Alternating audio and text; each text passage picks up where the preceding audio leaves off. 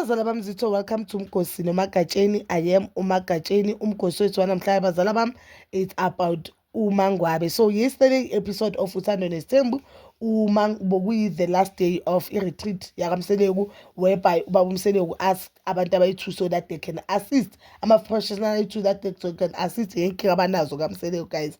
Then at the end of that retreat ubaba uMseleku bekabonga xhawula amakhosikazi wakhe. uMangwabe refused ukuxhawula uMseleku. I've seen abantu they have mixed opinion or feelings about these whole things. I just wanted to put my 2 cents, guys. And I know abantu abaningi they are against me standing up for bawumseng kwezinye izinto. But guys, hlala phansi ucabanga, do you think ukuthi you are going there ngengqondo ukuthi I'm going to fix it? Not unless you were there just to expose uMacele and to talk ill about Macele, but when you are complaining that ubaba uMseleku ukhuluma kabi on national TV, not unless you went there for that. Then kukhulunyiwe, you were so vocal about izinto esikhulunywe, which I felt like izinto eziningi esikhulunywe uMakhumalo and uMangwabe right, izinto bamsele kazenzayo and inkinga zabo abanazo endlini ekumele zilungiswe. You understand? So you disrespecting your man in front of amanye amakhosikazi nabantu ababiziwe ukuthi bazokusiza, the therapists, the counselor ukuthi bazokusiza, that is not wise. What uMangwabe did, it was a disrespect, and there's nothing fun about that thing. That is my honest opinion. I didn't find that funny. I didn't find that standing up for yourself, but I find that very disrespectful. If indoda usayifuna guys awuyihlukumezi uyayidivorce. As much as sithi indoda mayingasafuni umfazi mayimdivorce ingamhlukumezi. Because abuse is not only a physical one, emotional abuse is also abuse. If you feel ngathi nendoda yakuhlukumeza emotionally, financially, and what was sexual, divorce them, man. You do not do what uMangwabe yenza. If uMangwabe ngathi uyahlukumeza maka-divorce uMseleku.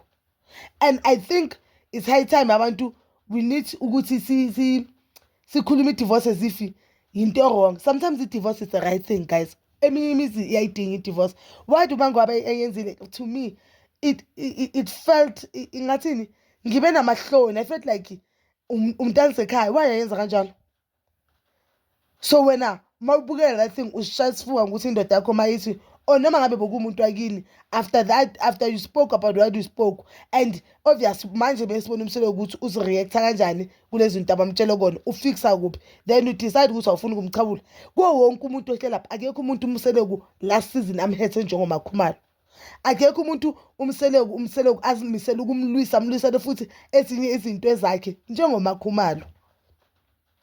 Akekho umuntu uMseleku angafuni ukuxolisa kuye njengoMakhumalo, but uMasikhumalo you can see ukuthi she's willing ukuyenza ukulungisa, even though uMakhumalo bangasamfuni uMseleku, it was okay. But one thing I'll give uMakhumalo yamhlonipha uMseleku, uyayazi indawo yakhe kuMseleku, uyamhlonipha uMseleku. Even the manner, I'll also give uMayeni this, the man uMayeni bakhuluma ngayo noMseleku on this retreat, I'll give her that. That is respect. Even the time bekamlungisa la uMseleku ngathi akamzwisisanga khona uMakhumalo, achazele uMseleku ukuthi no, kusho ukuthi wena amzwisisanga uMakhumalo. uMakhumalo bekathi indlela bekayibeka i-respect. Guys, ayikho into ehlula inhlonipho emhlabeni, and indelelo ayinadanki. Ungayibeka izwi lakho njengoMakhumalo. uMakhumalo ubeka ama-point wakhe respectfully, so ingakho mhlambe simuzwa better than uMayeni. No, uMayeni makahambe makafuna ukuhamba. Makahambe. This thing is getting out of hand.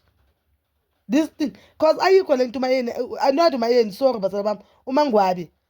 Why Mangwabe yenza uMseleku kanje?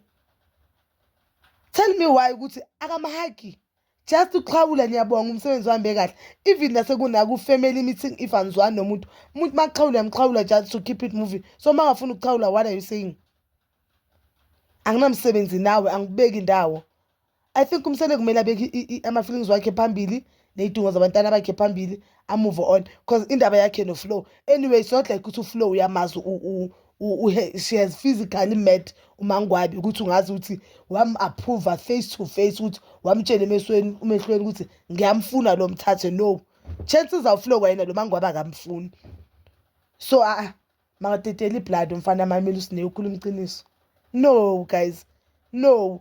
I'm not saying uMseleku is best. I know I'm saying uMseleku akanamaphutha, unamaphutha uMseleku amaningi. But what uMangwabe did to uMseleku, it is disrespect.